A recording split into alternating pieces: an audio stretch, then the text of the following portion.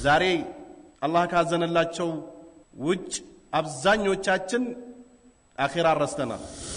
ቀብር የምትባለዋን ጉድጓድ ረስተናል። ከመርሳታችን ብዛት መስጂድ ገብተን ሰላት እየሰገድን ራሱ የት እንዳለን አናውቅም። ኢማሙ የሚቀራውን የቁርአን አንቀጽ ለይተን አናውቅም። ኢማማችን ቁርአን ይሳት በትክክል ይቅራ አናውቅም።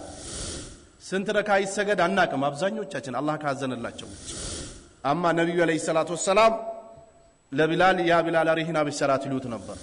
ይህ የአላህን መገናኘት ከመፈለግ የሚመጣ ነው። አላህን መገናኘት የሚወዱ አሉ፣ አላህን መገናኘት የሚጠሉ አሉ የአላህ ነብይ።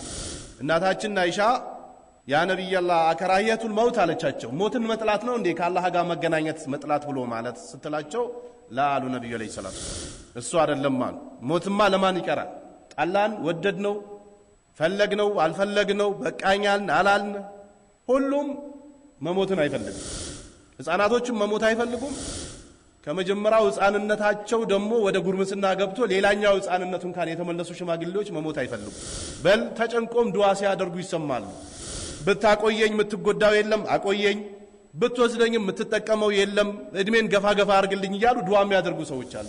100 ከ100 በላይ መሆን ይህ ነው እንዴ ስትላቸው ለነብዩ አለይሂ ሰላቱ ሰላም አይደለም ማለት ሙእሚን የሆነ ሰው ወይ ሙእሚን የሆነች አማኝ በአላህ ረህመት ሲበሰሩ አላህን መገናኘት ይፈልጋል። የዚህች ዓለም ጋጋታ፣ የዚህች ዓለም ረብሻ፣ የዚህች ዓለም ጭንቀት እንደውም በቀረብኝ ከአላህ ጋር በተገናኘው ብሎ ይላሉ አሉ ነብዩ አለይሂ ሰላቱ ሰላም። እንደዚህ አይነት ሰዎች አላህ ራሱ እነዚህን መገናኘት ይፈልጋል። አማ ካፊሮች፣ ሙናፊቆች፣ ሙሽሪኮች፣ ውሸተኞች፣ አጭበርባሪዎች፣ ቀጠሮ አፍራሾች፣ ቃል ኪዳን አፍራሾች፣ ለዲን ጀርባ የሰጡት፣ ለመስጂድ ጀርባ የሰጡት፣ ለመድረሳ ጀርባ የሰጡ፣ ለአኺራቸው ያልተዘጋጁ ሰዎች ወደ አኺራ ሊሄዱ ሲሉ በጀሃነም ብስራት ሲመጣላቸው ከአላህ ጋር መገናኘት ይጠላሉ።